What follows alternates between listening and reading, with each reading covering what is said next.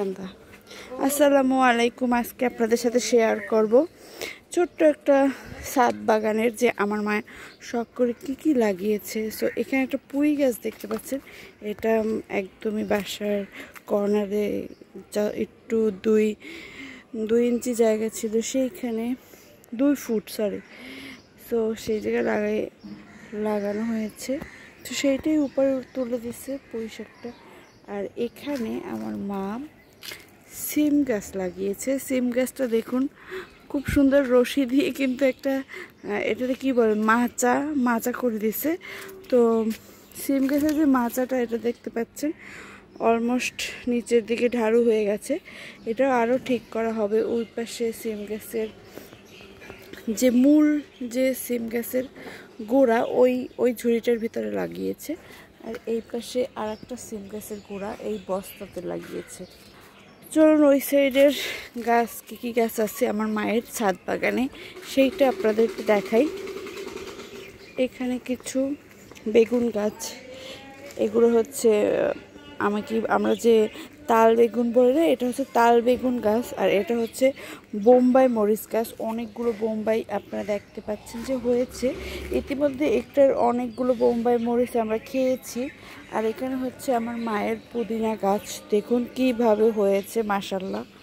অনেক পুদিনা গাছের হয়েছে, এই যে কি বলে অনেকগুলো শাখা প্রশাখা একদম। এটা হচ্ছে পুদিনা একটা খুব সম্ভবত একটা বা দুইটা ডাল লাগিয়েছে, সেখান থেকে এতগুলা গাছ হয়েছে, একদম ভরে ভরে হয়েছে। সো এটা আমার মায়ের শখের একটা গোলাপ গাছটা অনেক পুরনো। এটাকে মা ডেলি কাটিং করে, ডেলি কাটিংয়ের ফলে এত বড় হয়েছে। আর এটা বেশ মাশাআল্লাহ একসাথে অনেক ফুল হয়। আর এইটারই সাইডে আমার মা এখানে বিলেতি ধনিয়া গাছ, এটা খুবই সুঘ্রাণ, সো এটা লাগিয়েছে। আর এটা হচ্ছে একটা কাঁচামরিচ গাছ, এটার পাশে ছোট্ট একটা লাউ চারা। সো আরও অনেক গাছ আছে আমার মায়ের এই পাশে। আমার মা শখ করে এখানে হচ্ছে নীলকণ্ঠের একটা ফুল গাছ লাগিয়েছে। নীলকণ্ঠের ফুল গাছটা অনেক পুরনো, এটা রোদ্রে পানি দেওয়ার অভাবে এটা অনেক শুকিয়ে গেছে আগে থেকে। আর এখানে আছে কিছু বেগুন গাছ, 2টা বেগুন গাছ। আর তারই নিচে আবার একটা বিলেতি ধনিয়া গাছ দেখতে পাচ্ছেন। আমার মা আবার বিলেতি ধনিয়া অনেক পছন্দ করে। সো এখানে আবার 2টা মরিচ গাছ। এই মরিচ গাছ দুটো স্পেশালিটি হচ্ছে এটা আমাদের দাদা বাড়ি থেকে নিয়ে আসা হয়েছে। আর আমার বিশেষ করে এই 2টা মরিচ গাছই মায়ের বেশি মরিচ হয়। দেখতে পাচ্ছেন অনেক মরিচ, অনেক ছোট ছোট মরিচ, দেখা যায় না ক্যামেরায়, কিন্তু প্রতি পাতার ভিতরে দেখবেন 2টা 3টা 4টা করে মরিচ হয়েছে, অনেক মরিচ হয়েছে মাশাআল্লাহ। এই দেখুন ছোট ছোট মরিচ। এই মরিচটার সাইজ কিন্তু বেশি বড় হয় না, এটা খুবই ছোট ছোট হয়। দেখুন পেকেও গেছে, বেশি বড় না হওয়ার ফলেও কিন্তু এটা কিন্তু পেকে গেছে গাছই। সো খুব ছোট ছোট, খুবই খুবই খুবই ছোট, কিন্তু পাতার ফাঁকে ফাঁকে এত মরিচ দেখানোই যাচ্ছে না।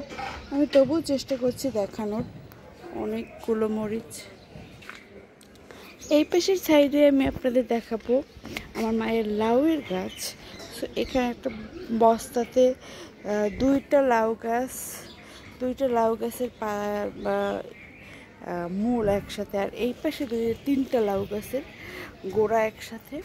তো এই লাউ গাছটা আসলে একটা বিরাট জাল দিয়ে উপরে তারপর মাচা করে দিয়েছে। এই লাউ গাছটা কিন্তু অলমোস্ট একটা লাউ আমরা খেয়ে ফেলেছি, বাকি আরও ছোট ছোট অনেকগুলো লাউ পড়েছে এখানে, এই দেখুন। সো আরও লাউ গাছ আছে এই পাশে। ওই পাশে একটা আছে কর্নার থেকে লাউ গাছ, সেটা তুলে এই পাশের বাসার চারা দেওয়া হয়েছে।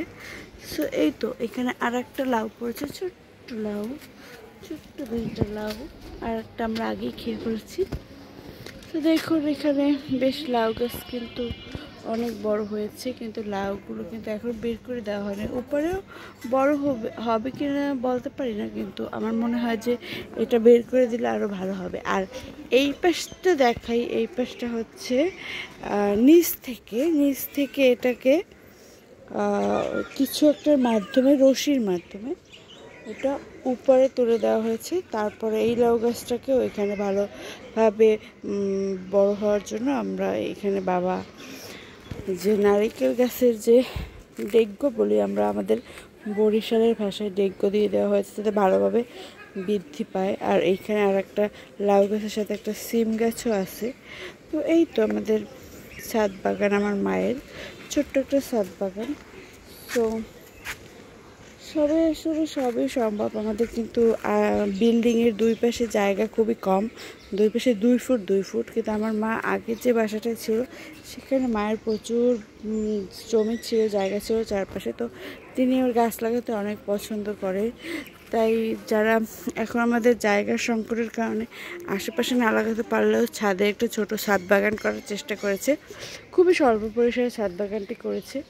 সো এটা একটা শান্তি কাজ করে। সো আর মায়ের বেগুন গাছে কিন্তু বেগুনও পড়েছে, কিন্তু এটা আমি দেখাতে ভুলে গেছি। এই দেখুন, তো সব কিছুতেই কিন্তু ফল সবজি হওয়া শুরু করেছে মাত্র। আর আশা করি এগুলো সবই বড় হলে আপনাদের সাথে আবার শেয়ার করব।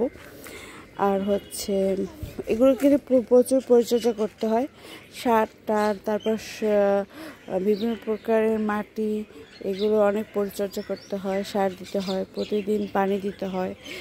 শুধু কিন্তু এগুলো ভালো থাকে না। সো এই তো, ভিডিওটা আর বড় করবো না। সবাই ভালো থাকবেন, সুস্থ থাকবেন। আল্লাহ হাফেজ।